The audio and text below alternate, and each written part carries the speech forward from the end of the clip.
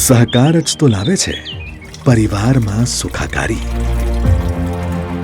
સહકારથી જ તો થાય છે રાજ્યની પ્રગતિ, અને સહકારથી જ તો આવે છે દેશમાં સમૃદ્ધિ.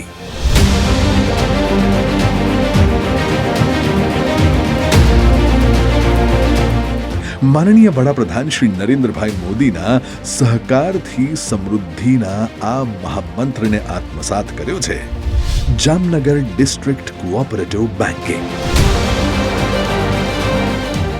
છેલ્લા 6.5 દાયકાથી જેડીસી બેંક હાલાર પંથકના બંને જિલ્લા જામનગર અને દેવભૂમિ દ્વારકામાં સહકારી બેન્કિંગ સેવાની સરવાણી વહાવી રહી છે, અને તેનું હૃદય સમૂહ કેન્દ્ર એટલે જામનગર શહેરની મધ્યે આવેલું સહકાર ભવન. દેશના સૌપ્રથમ સહકારિતા મંત્રી માનનીય શ્રી અમિતભાઈ શાહના સક્ષમ નેતૃત્વમાં આજે ભારતનું સહકારી બેન્કિંગ ક્ષેત્ર કોઓપરેશન અમંગ કોઓપરેટિવ્સના સૂત્ર સાથે આધુનિકતાના નવા આયામો સર કરી રહ્યું છે. जो मुद्दे वर्षों से लंबित थे उन्हें तेज गति से सुलझाया जा रहा है. हमारी सरकार ने सहकारी बैंकों को भी मजबूती दी है. सहकारी बैंकों को नई ब्रांच खोलनी हो, लोगों के घर पहुंचकर बैंकिंग सेवा देनी हो, इसके लिए नियमों को आसान बनाया गया है.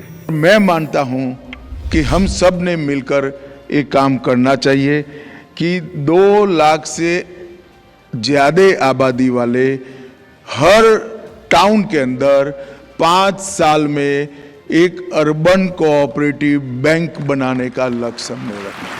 जेडीसी बैंक પણ સભાસદોને આધુનિક બેન્કિંગ અને સહકારી સેવાઓ ઉપલબ્ધ કરાવવા પ્રતિબદ્ધ છે, અને તેના જ ભાગરૂપે તૈયાર કરવામાં આવ્યું છે બેંકનું અત્યાધુનિક સુવિધાઓથી સજ્જ નવું વિશાળ સહકાર ભવન. માનનીય મુખ્યમંત્રી શ્રી ભૂપેન્દ્રભાઈ પટેલ અને માનનીય નાયબ મુખ્યમંત્રી શ્રી હર્ષભાઈ સંઘવીના માર્ગદર્શનમાં ગુજરાત સહકારિતા ક્ષેત્રે દેશભરમાં અગ્રેસર છે. ગુજરાતની આ અગ્રેસરતાને દેશભરમાં ઉજાગર કરશે જેડીસી બેંકનું આ નવીન ભવન. આ ભવનના નિર્માણમાં પૂર્વ સહકાર મંત્રી તથા ભારતીય જનતા પાર્ટીના વર્તમાન પ્રદેશ અધ્યક્ષ માનનીય શ્રી જગદીશભાઈ વિશ્વકર્મા, રાજ્યના વર્તમાન સહકાર મંત્રી શ્રી જીતુભાઈ વાઘાણી તેમજ ગુજરાત સ્ટેટ કોઓપરેટિવ બેંકના ચેરમેન માનનીય શ્રી અજયભાઈ પટેલ તથા જામનગરના સાંસદ શ્રીમતી પૂનમબેન માડમનું વિશેષ માર્ગદર્શન પ્રાપ્ત થયું છે. રૂપિયા 25 કરોડના ખર્ચે હાપા માર્કેટિંગ યાર્ડ નજીક 25,000 ચોરસ ફૂટ જેટલી વિશાળ જગ્યામાં નિર્માણ પામેલા 4 માળના આ ભવનમાં છે બેન્કિંગ વ્યવહાર માટેની તમામ ઉત્કૃષ્ટ સુવિધાઓ, અને બેંકના સ્ટાફ માટે computers, meeting room, training room જેવી સગવડ, આધુનિક ફર્નિચર અને એર કન્ડિશન જેવી સુવિધાઓથી આ ભવનને એક આકર્ષક ઓપ મળ્યો છે.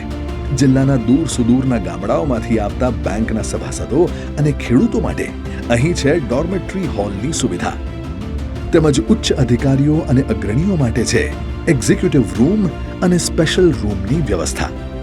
સાથે જ અહીં છે સ્વચ્છ કિચન, ડાઇનિંગ હોલ અને પેન્ટ્રી રૂમ, જ્યાં બેંકના સ્ટાફ તથા સભાસદોને ખૂબ જ ઓછા ભાવે ભોજન અને અલ્પાહારની સુવિધા મળશે.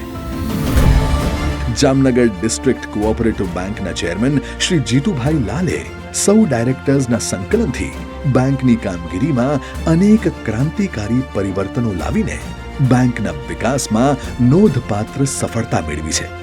અને હવે આ નવું ભવન આધુનિક ટેકનોલોજી થકી હાલાર પંથકમાં બેન્કિંગ સુવિધાઓનો નવો અધ્યાય લખશે.